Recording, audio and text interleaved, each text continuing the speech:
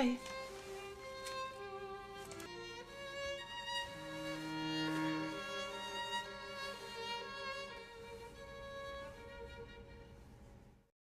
Rima dan Einar tiba di lokasi kecelakaan untuk mengevakuasi mayat. Bertepatan dengan itu, Rachel melihatnya dan menyadari bahwa Mikael sebelumnya bersama mereka. Dia panik mencari Mikael, namun dia tak ada di sana.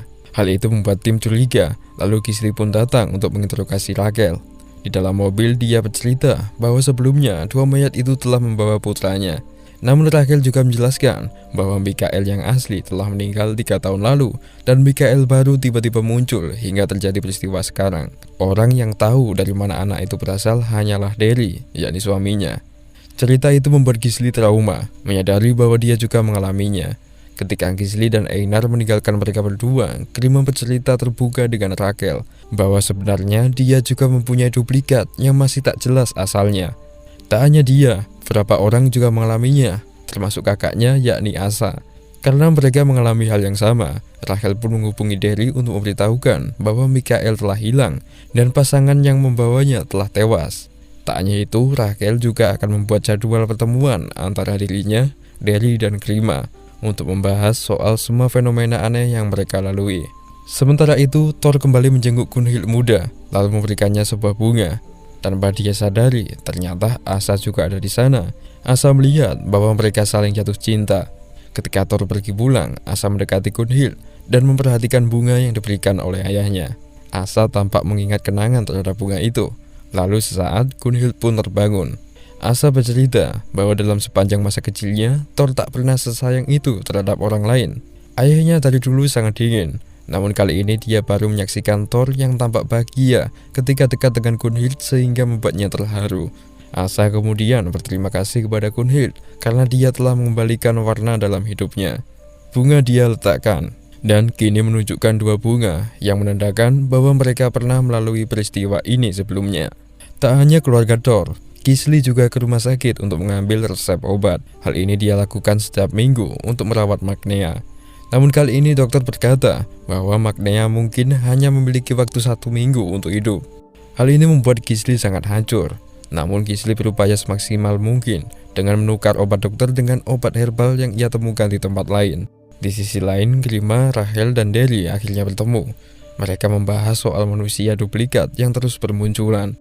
Grima memberikan awal kronologi, di mana pertama yang muncul adalah Gunhild, lalu kakaknya yakni Asa, Mikael, dan yang terakhir adalah dirinya sendiri.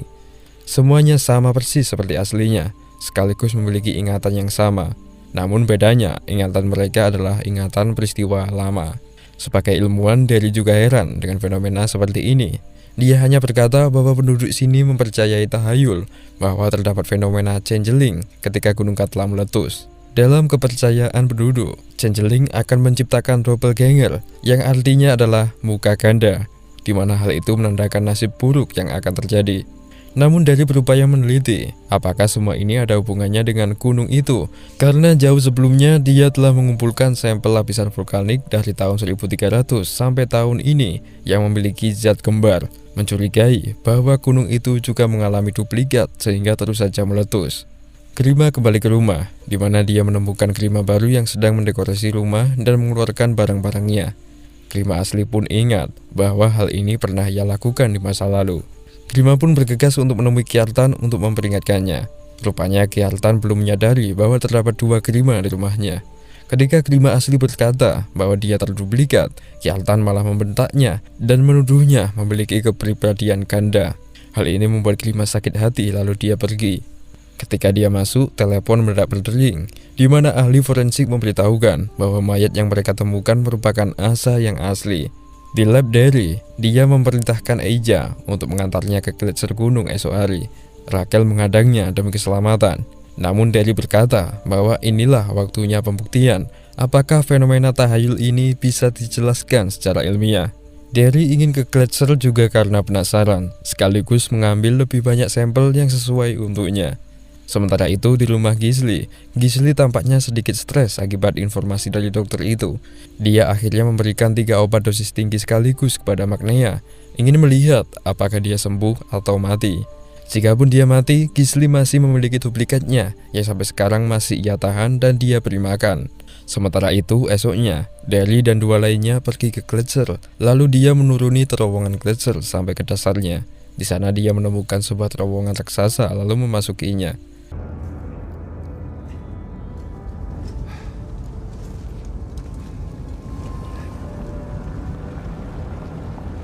Terowongan ini ternyata terhubung ke perut Gunung Katla. Ketika di sana, Derry mengambil sampel batuan. Namun di sela itu, tanpa dia sadari, sosok batu menyerupai manusia yang mendadak bergerak. Derry tak melihatnya, lalu dia kembali ke permukaan untuk meneliti sampel itu. Sesampainya di lab, dia mencoba mengujinya dengan zat cair. Anehnya, bubuk dari batu itu tiba-tiba mengental, lalu menyatu dan membelah menjadi 3. Hal ini cukup membuatnya terkejut. Dia kemudian menyimpulkan kepada tim bahwa menurutnya batu itu telah berusia ratusan ribu tahun. Ia mengklaim bahwa tumpukan batu itu berasal dari sistem tata surya lain, atau nama lainnya adalah meteorit, lalu terjatuh dan akhirnya tertimbun di bawah tanah.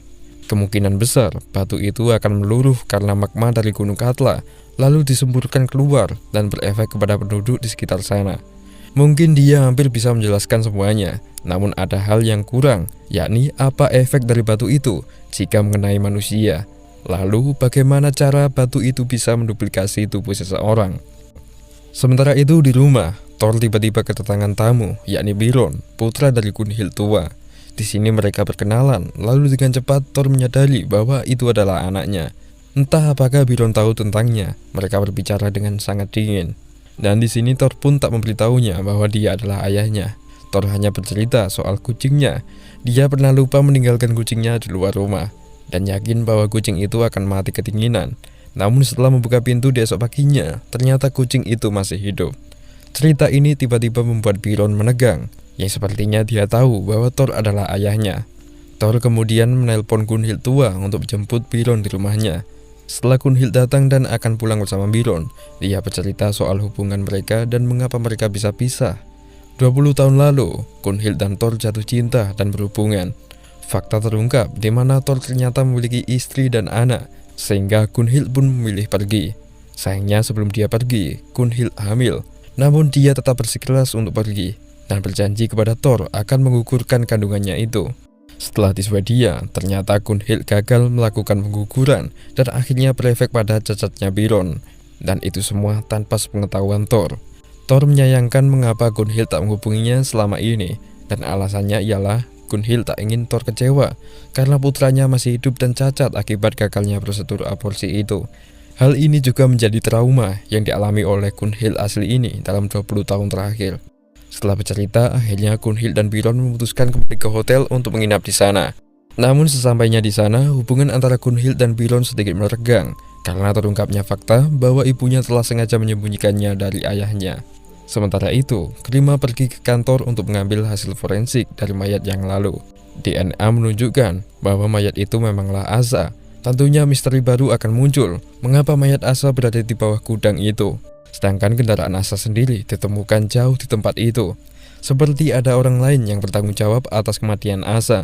Grima pun pulang, dan DNA ini akan dia jadikan sebagai bukti untuk meyakinkan Kjartan di mana Asa yang hidup merupakan palsu, termasuk Grima sendiri yang telah terduplikat.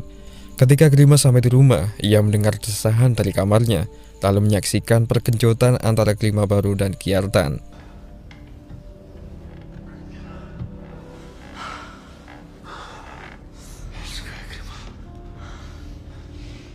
Grima asli sedikit menguping mendengar ucapan Kjartan bahwa hubungan seperti inilah yang dia inginkan selama ini bersama Grima. Hal ini cukup membuat Grima asli termenung dan menyalahkan dirinya sendiri karena selama ini hubungan mereka terlalu dingin. Sementara di hotel, tim Derry memutuskan untuk menjauh dari desa setelah mengetahui zat baru yang diteliti olehnya. Rachel dan dua lainnya menginginkan untuk pulang, sementara Derry bersikukuh untuk tetap tinggal di Myrdal sampai dia bisa membuktikan fenomena ini secara logis. Masalah juga menghampiri Gisli, di mana Magnea baru yang ditahan itu menemukan palu lalu dia kabur melalui jendela kaca. Melihat itu, Gisli merasa panik karena dia satu-satunya kesempatan sebagai gantinya Magnea lama. Di sisi lain, Grima asli yang sedih memutuskan pergi ke pantai tempat ibunya tenggelam. Asa ternyata di sana, lalu mereka duduk bersama. Kelima memberikan hasil forensik kepada Asa baru yang menunjukkan bahwa Asa yang asli telah tewas. Namun bukan dia saja, Kelima juga bercerita bahwa dia ada dua, dan bahkan sekarang dia tak mampu untuk meyakinkan ke suaminya mana yang asli atau palsu. Mereka seolah-olah sama. Asa dan Kelima pun menangis, merasakan kesedihan yang sama. Asa memutuskan untuk bunuh diri karena dia bingung dengan siapa dirinya sebenarnya. Faktanya jelas, Asa yang asli memang tewas, dan dia harus lenyap juga. Bagaimanapun semua orang pasti menganggap dia palsu jika dia tetap hidup. Asa pergi ke pantai, di mana adegan ini sama seperti peristiwa masa kecil mereka yang menyaksikan ibu mereka bunuh diri.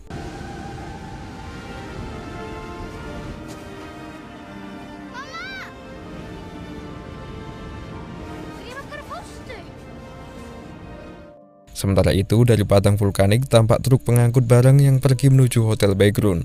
Ternyata Michael telah menyelinap di dalamnya, lalu dengan cepat ia berlari menemui ibunya di dalam, dan cukup membuat kedua orang tuanya kaget. Di lain sisi, Kelima asli menjadi terusir, dan ia tidur di pantai. Rumahnya telah dikuasai oleh Kelima baru, yang nampaknya hidup lebih harmonis bersama Kjartan. Sementara itu, di rumah sakit, Gunhild muda kembali dijenguk oleh Thor. Sesuatu yang mengejutkan terjadi ketika dokter memberitahu bahwa bayi yang dikandungnya berpotensi mengalami cacat fisik dan sindrom, namun karena genetik, di mana cacat ini sama seperti yang dialami oleh Byron, anak dari Gunhild lama. Thor pun mengunjungi hotel untuk menemui Gunhild lama, lalu menceritakan semua itu kepadanya. Di sini, Gunhild tua tiba-tiba merasa lega, menyamakan hal ini dengan masa lalu, di mana Byron yang cacat bukan karena ulah aborsinya, melainkan memang murni dari genetiknya. Sementara di ruangan lain nampak Byron yang sedang berkumpul dengan keluarga Derry. Michael disambut di sana, namun sekarang dia kembali diinterogasi oleh orang tuanya, bagaimana kronologi sebelum dia kecelakaan. Michael mengakui bahwa dia sengaja melompat karena ingin keluar, lalu kemudian menyobek leher Stefania sehingga mereka kecelakaan. Ini mengingatkan dua orang tua itu kepada Michael yang asli, di mana putra mereka meninggal akibat melompat dari mobil. Saat udara sedikit bersahabat, keluarga memutuskan untuk membawa Michael berlibur ke area gunung. Di tengah jalan, Derry menyuruh Michael untuk menyerahkan pisau cutter-nya dengan keras, yang akhirnya diberikannya juga. Lagi pula, dia juga tak ingin mengulangi apa yang terjadi sebelumnya. Saat Raquel dan Derry mengizinkan Michael bermain di tepi pantai, mereka mendiskusikan sifat anak itu. Derry percaya bahwa anak itu lahir dari pengalaman dan ingatan mereka sendiri dalam otak mereka. Intinya, manusia vulkanik itu adalah isi otak mereka. Masa lalu Raquel dan Derry penuh dengan rasa sakit, termasuk kemarahan, yang tampaknya tercermin di dalam diri Michael yang baru itu. Kematian Michael yang asli 3 tahun lalu membuat mereka bercerai, dan semenjak itu Derry menjadi trauma dan selalu mengenang masa lalunya. Mungkin debu meteor dari gunung menciptakan anak itu yang telah berbekal isi ingatan mereka. Saat mereka duduk bersama, mereka berdua berdamai, mengatakan bahwa siapapun anak ini, itu bukan putra mereka. Putra mereka telah mati, dan itu cukup membuat mereka trauma, sehingga keputusan akhir mereka adalah membunuh anak itu dengan menenggelamkannya di pantai.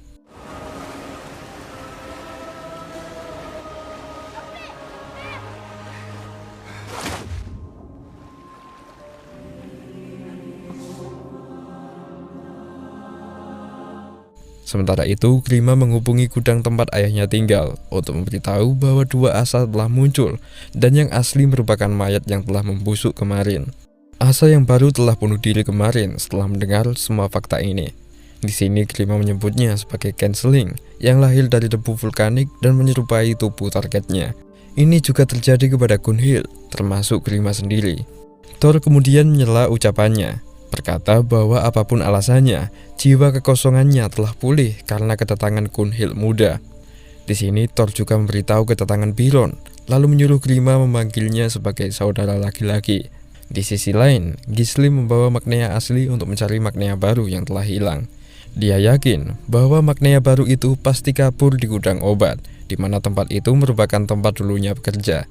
Sesaat, Magnea baru itu benar-benar muncul. Namun ia lolos lalu membawa mobil Gisli yang berisi Magnea asli untuk meninggalkan Gisli di sana.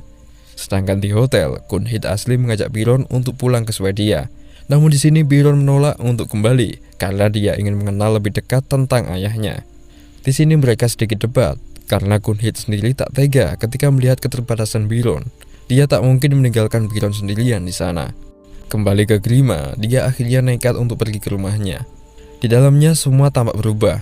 Semua foto keluarga dia singkirkan dari rumah dan mengganti semuanya. Saat bertatap muka, Grima asli marah karena dia merasa tersingkirkan, sedangkan dia juga masih memiliki hak untuk bersama suaminya. Grima baru berkata bahwa rasa trauma akibat kepergian ibunya dan Asa membuat Grima asli melupakan cinta Kjartan.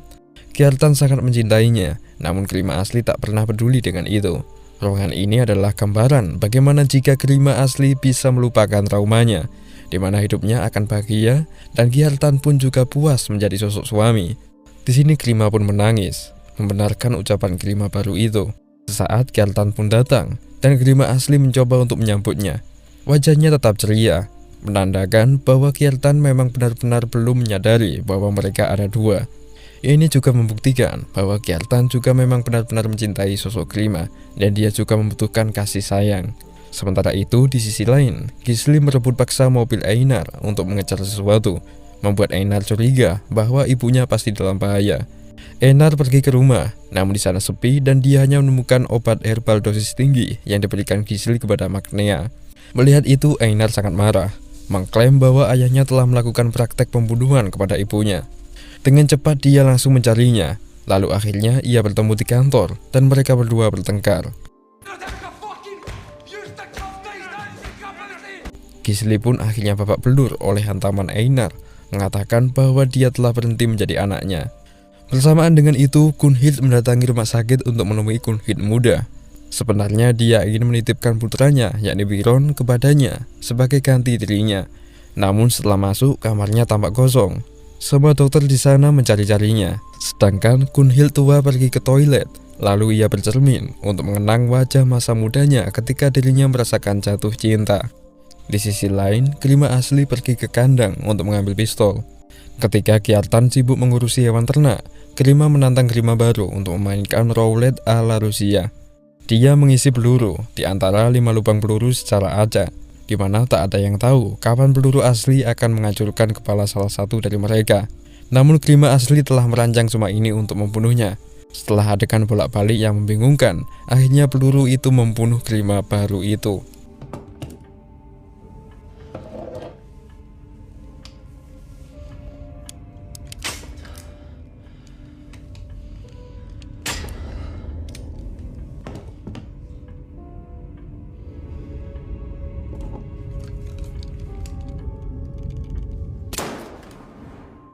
Nampaknya para duplikat ini berakhir tewas semua. Magnea baru menculik Magnea asli, di mana mereka berdua mendadak memasuki kawah dengan mobilnya. Artinya keduanya bunuh diri. Sementara Gisli menyesali perbuatannya.